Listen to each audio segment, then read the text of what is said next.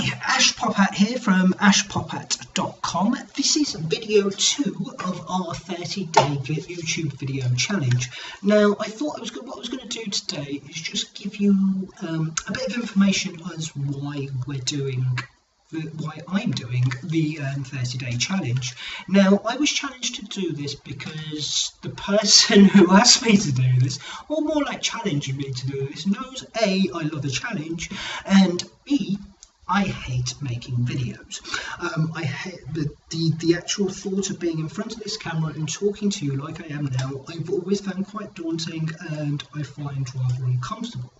The thought process behind it, though, is by forcing myself to do this for the next 30 days. By the end of those 30 days, the quality of the video I will put out will be greater. I put out better videos with greater quality, and it will just be easier to do because I have trained that muscle.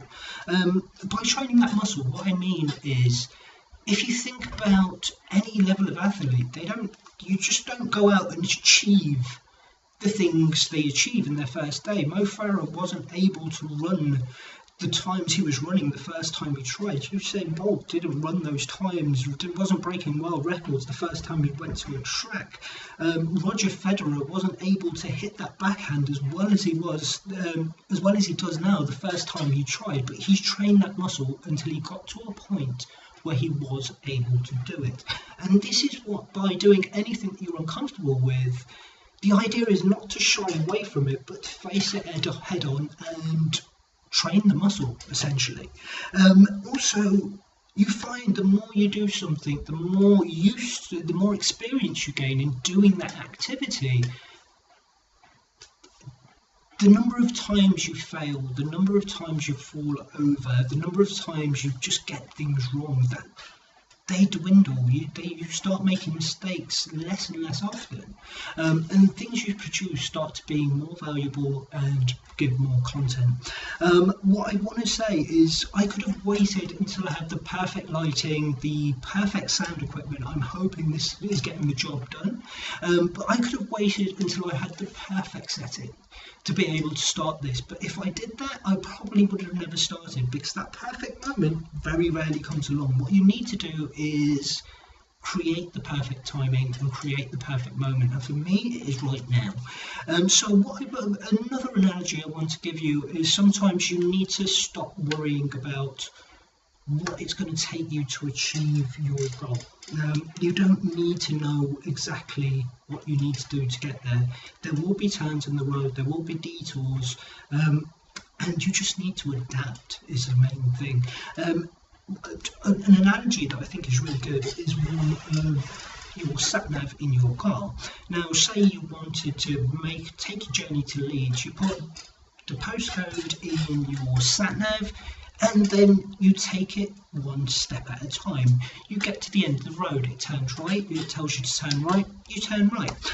You get to the roundabout, it tells you to take the second exit, you then take the second exit. It then tells you to get onto the M1 North, you then get onto the M1 North. However, if you sat there and put that information into your sat-nav and then tried to work out line by line what it was going to take you to get from where you are to where you wanted to be, you probably wouldn't take any action. So if you use that analogy for whatever your dream is, whatever your goal is, whatever career path you want to take, know what the goal is, but then take it one step at a time. Know what you want to achieve, but just do what is the next step to get you to where you need to go. You don't need to know entirely what it's going to need for you to get there. You just need to know what the next step is. And that's what we're going to do together. Don't worry about everything needing to be perfect, because it doesn't. All you need to do is learn to take action. Taking no action is worse than taking an imperfect action, because taking no action, you will stay in the position you're in now. By taking that imperfect action, you're making progress, and that's all life is about, is making that progress. In the next video, I'm going to go into more detail about how to find the industry you want to work within, how to find that online business that's the right space for you, and what your skills and talents are, because everything comes down to you as a person and where you will excel. So that's what I'm going to do in the next video. Do like our channel. You'll see the link below. Like my Facebook group. There'll also be links to my Twitter feed, so do like all of those so we can stay connected, and I will see you in the next video. Take care. Bye bye.